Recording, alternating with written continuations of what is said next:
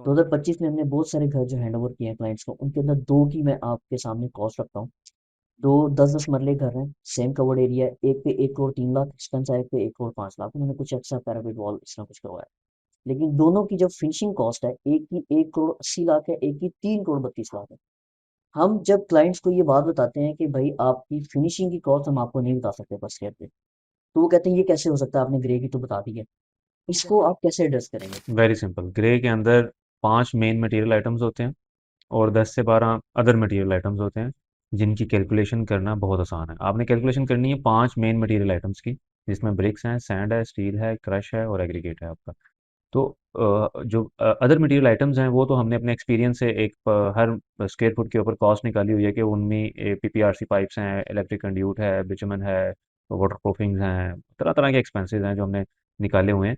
तो ग्रे की कॉस्ट को कैलकुलेट करना एक्यूरेटली पॉसिबल है। जब आप फिनिशिंग में आते हैं ना, तो मोर देन 150 आइटम्स हैं, 150 आइटम्स हैं, और इनकी कोई कैलकुलेशन नहीं है। जिस तरह आप मोटी मोटी चीज़ों की कैलकुलेशन कर लेंगे कि यार आपके घर में टाइल कितने मीटर लगनी है, आपके घर में कमोड्स कितने लगने हैं, आपके घर में फिक्सर्स कितने लगने हैं, ये तो आप कैलकुलेट कर लेंगे। लेकिन आप ये नहीं कैलकुलेट कर सकते एग्जैक्टली कि मेरे घर में तार कितने रनिंग मीटर लगनी है। यस। कर सकते हैं, लेकिन बड़े कॉम्प्लिकेटेड प्रोसेस हैं, उस कैलकुलेशन में जाना पॉसिबल नहीं होता और कोई जाता भी नहीं है। इवन जो प्रोफेशनल बीओक्यूज भी बनते हैं वो भी एजम्पशन बेस्ड हमारा आप कह लें कि पर स्क्वायर फुट एक फॉर्मूला होता है, थंब रूल होता है कि जी इतने स्क्वायर फुट के ऊपर इतने रनिंग मीटर जो सी है ना वो तार लगती है, 1.5 mm की या 2.5 mm की या 4 mm की। एग्जैक्ट कैलकुलेट करना कि जी मैं निकाल लूँ अपने घर के अंदर मेरी कितनी तार लग रही है, मेरी कितनी फिलिंग की बाल्टियां लग रही हैं, मेरी कितनी पेंट की बाल्टियां लग रही हैं, ये एग्जैक्ट निकालना पॉसिबल नहीं होता।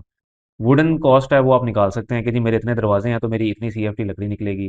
फिर आपके घर में छोटे छोटे बड़े आइटम्स हैं, स्क्रूज लगने हैं, क्लैंप्स लगने हैं, कनेक्शन पाइप्स लगने हैं, इतनी इतनी चीज़ें होती हैं कि आप उनको हर चीज़ को डिटेल की उसमें नहीं जा सकते, तो आपने हर जगह पे थंब रूल अपना अप्लाई करना होता है।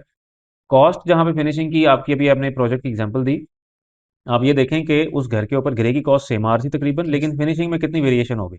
अब क्यों? क्योंकि जब फिनिशिंग हो रही होती है तो क्लाइंट की डिमांड्स जो उनसी है ना वो ऊपर नीचे होती रहती हैं। उनको चीज़ें तो पहले उन्होंने कुछ पसंद किया होता है, फिर उनको एंड टाइम के ऊपर कोई चीज़ पसंद आ जाती है। तो फिनिशिंग की कॉस्ट को कंट्रोल करना इसलिए भी मुश्किल होता है कि आपकी उसमें जो सिलेक्शंस हैं वो बड़ी वेरी कर रही होती हैं। टीम ओवरसीज रिकमेंड करती है कि आप जब भी किसी से भी घर की फिनिशिंग करवाएं, ग्रे स्ट्रक्चर आप टर्न की पर स्क्वायर फीट रेट के ऊपर करवाएं।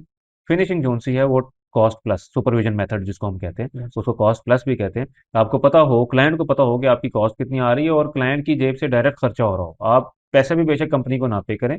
जब आपने प्रोक्योरमेंट करनी है आप जाके खुद पेमेंट करें। जो आपकी कॉस्ट है उसके ऊपर एक आप सुपरविजन चार्जेस परसेंटेज उनसे है वो एक मुनासिब वो तय करें।